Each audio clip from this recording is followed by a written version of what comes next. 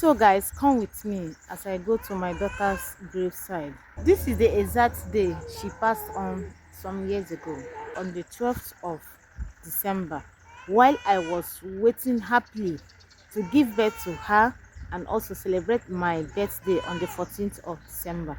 Come with me. I want to buy some flowers for her and go to her graveside. Come with me. I even came with my son, but he's here making noise. So this is the flower. I got it for her. I'm now going to her graveside to go and pray for her and keep it for her there. Here we are. I'm trying to get some water so that I can pour water in the flower. Are you seeing the water coming out? Okay. So this is the flower. Let me pour some water inside it. This is for my beloved departed daughter. Some years back anyway. Here I am. This is her grave side. This is where she is resting. Her name is Uzosike Christabel Chimamanda. Look at her. Let me put this flower for her. It's up, so I need to go and get a ladder so that I can climb and keep it for her. So guys, here I am.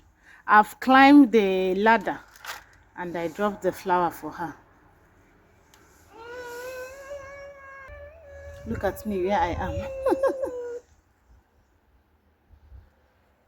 Let me pray for her.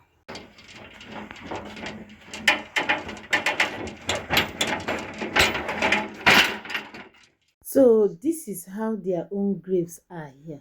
This is for one person. As you can see the person's picture there. Just one. Some of them were buried up while some were buried down. My child is among the people that is buried up. The first day I came here, I was like, what is going on? So people won't decay again. Now I have to ask questions because this is what I've never heard before. I'm just seeing it for the first time. So I asked them different questions. So they said that is how they do it here. So guys, I want to share this story with some of you who have not heard about it anyway. It concerns the early RIP of my child. Although it was fresh stillbirth, as in the child died on the day of delivery. Sometimes I think about what really happened, but I couldn't figure out anything because I went to antenatal on Monday. I also did monitorage. The people who live in this particular side knows what I mean by monitorage. Monitorage is just to check the heartbeat, the movement, and to check how the child is moving, and everything was okay. So they told me to go. If I see any show or if I start having pains, I should come. So Tuesday morning, I took my daughter. I was in the bus post for her to enter the school bus, then I'll go back home. I started feeling pain, so I told one of our neighbors that was there, please help me hold my child. I'm having pains. Immediately, I called my husband, or my husband even called the ambulance. Either I called the ambulance or my husband called the ambulance. They came immediately, took me immediately without wasting any time. And as soon as we got to the hospital, straight inside, they didn't even waste time. But immediately I arrived, they just did me an ultrasound scanning. They found out that the baby is not alive. I was like, who did I offend? Sometimes I was asking God, why me? Do you understand? Sometimes when something happened to you, you don't know when you will start asking God, why me? I cried.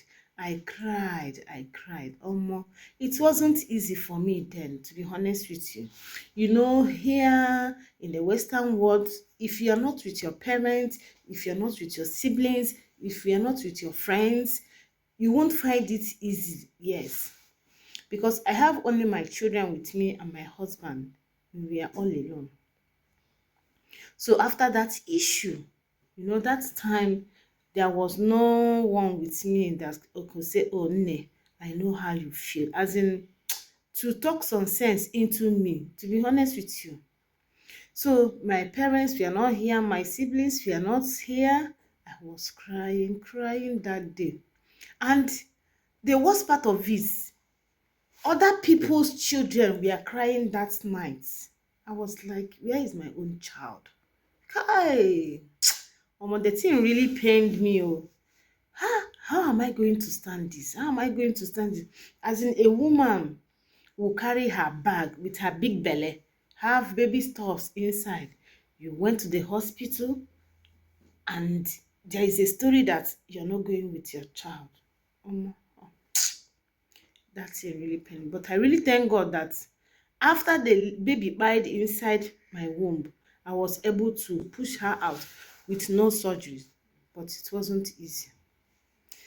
And here, how it is here, if a baby die, no be in Nigeria, if a baby kpai, they will just take the child immediately, cover, put inside carton and straight. Even sometimes the mother will not even see the child again. They will just bury the child. That will end there. It's not like that here. That time after the child died, that was on the 12th of December. She was in the mortuary till 21st of December. I was so happy to have her on that 12th of December because 14th of December is my birthday. I was saying, oh, my birthday gift will soon come. I never knew it's going to happen like that.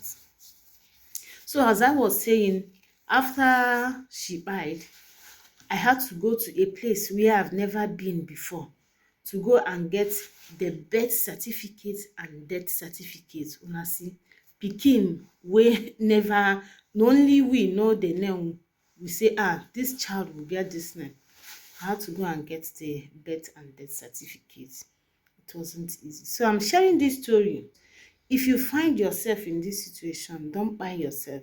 One of my friends was telling me that her sister lost a baby, that her sister wants to buy. She told me everything, so I called the sister. I explained to her my own story, that nobody was here to stay with me. My mom was not here. My siblings was not here. I had no friend that would say, let me come and stay with this my friend for 2 days or for 1 week. At least she will forget some things. No, nobody was here. I was here alone. What made me to stand strong? What made me, as in, not to feel it that much, even though I still feel it, was when I was in Nigeria working as a nurse. I've had so many mothers come to the hospital after giving birth, their child will die, or those people who also have fresh stillbirths. I used to console them. I used to encourage them.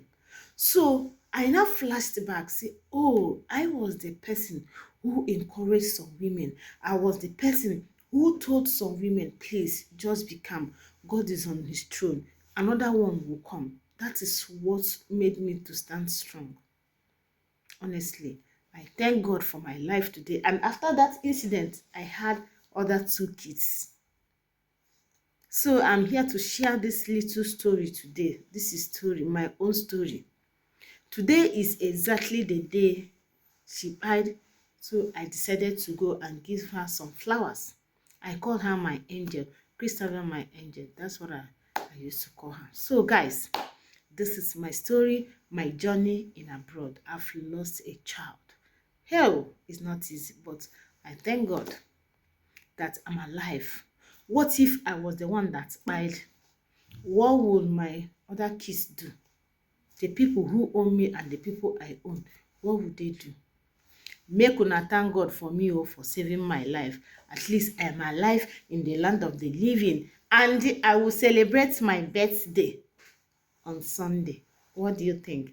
Congratulate me, wish me well at the comment section. It's my birthday.